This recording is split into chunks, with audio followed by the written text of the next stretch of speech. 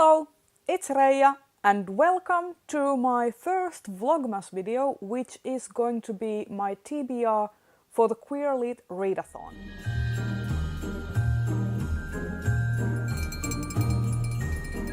Queer Lit Readathon is hosted by Rogan Shannon, Kathy Threadhard and Adriana from Perpetual Pages, and I will leave all of their channels linked down below so you can see more details for the readathon, which is starting tomorrow.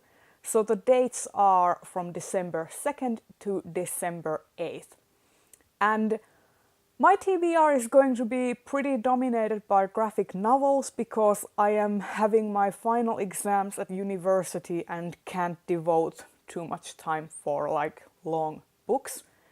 So graphic novels it is. First graphic novel that I have is Sweet Blue Flowers by Takako Shimura. I won't go through all the challenges, just know that I will have the bingo cards with the challenges that these titles cover up here.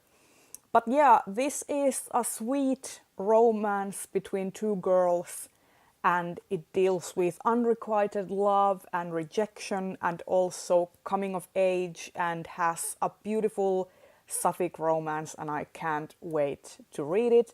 Takako Shimura has LGBT themes in most of her work. She is the author of Wandering Sun, which I really loved, so I have very high hopes for this one. Next I have these witchy graphic novel anthologies that were Kickstarter projects. I have Power and Magic and Immortal Souls, and these are authored by people of color who are also queer. So every single creator in these anthologies is a queer person of color. And I kickstarted these both and I'm really happy to finally get to reading them because they've just been staring at me accusingly from my shelves and it is time. Next I have the first two volumes of Legend of Korra Turf Wars. This continues the story of Korra after the events where Legend of Korra, the animated series, left off. And this is written by Michael Dante Di Martino, who is one of the showrunners of the original Avatar: The Last Airbender and Legend of Korra series. And it is illustrated by Irene Ko, who is an Asian American and bisexual. I remember seeing one of her tweets where she announced that she was going to illustrate this series, and she said that something like a queer Asian woman illustrating queer Asian woman, and I thought that it was really, really funny and really true and kind of amazing too, and I can't wait to finally continue on the adventures of Korra. I am really glad to have this.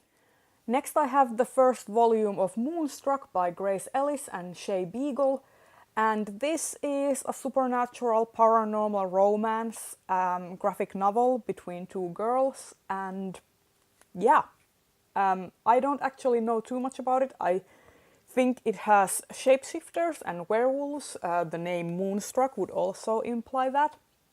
And I just feel like this is gonna be super cute and amazing. Then I have Bingo Love by T. Franklin, Jen St. Ong and Joy Sun. And this is a love story between two people of color who have a relationship when they are young, and then they get kind of pulled apart by society, and then they meet each other at bingo when they are older, and it is them finding each other again and having a romance. And I love this. I think there should be more stories about elderly queer people in general, because most of the time when you see stories, they are all about people who are in their 20s or younger. They're almost never about middle-aged or elderly people, and it is sad because there are queer people who are aging, So I'm really excited to pick this up. And the last graphic novel that I have is The Tea Dragon Society by Katie O'Neill. I feel like this is going to be a super cozy and quick read, and I love Katie O'Neill's illustrations. She could just illustrate my whole life. I would really love that.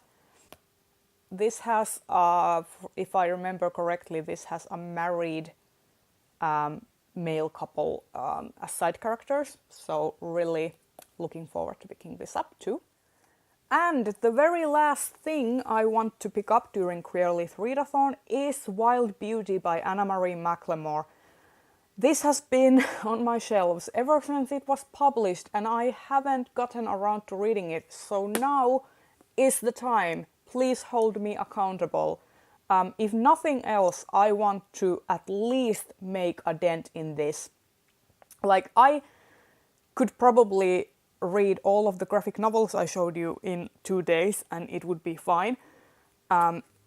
So I'm going to prioritize reading this one and then keep the graphic novels as sort of kind of like mellow in-between reading.